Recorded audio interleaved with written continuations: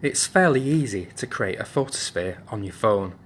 On some Android phones, the stock camera gives you the photosphere option, but the Google Street View app offers the same functionality and is available on iOS and Android phones. So we can start by clicking on the Street View app. At the bottom right, we've got the option to start creating. You agree to any storage, and then click the camera again. And now we can start making the photograph. So you start by pointing the camera at the orange dots.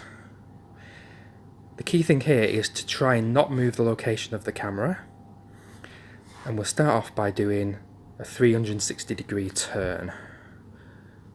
I'm doing this trying to keep the camera, as I say, in the same location, moving my body around the camera. It's best to photograph in locations where there's not a lot of movement, people aren't moving around.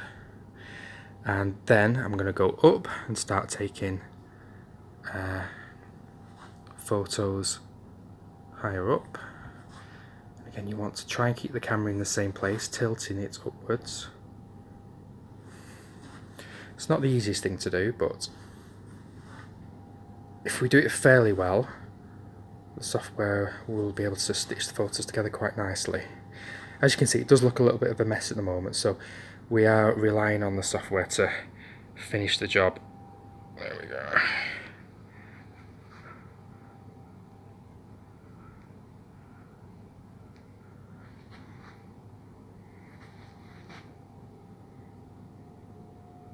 There we go. So then I can move down and start taking photos of lower down. Also, it's ideal if you can be a little bit of away from objects. In here, got a lot of tables and chairs, so it'll struggle stitching them in the same quality as you might get if you were outside and all the objects were quite a way away. But we'll do this as a demonstration. It's too cold to go outside.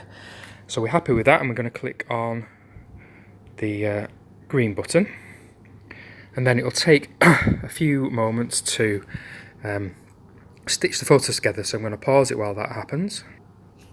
So the process is now complete, and we can click on the image that's been created to see quite what it's managed to do with it. So let's spin this around. See, it's not perfect, as I say. I probably didn't keep the camera still as I could have done, and there were a lot of objects quite close to the camera. But just looking at this, you can see it does a fair job.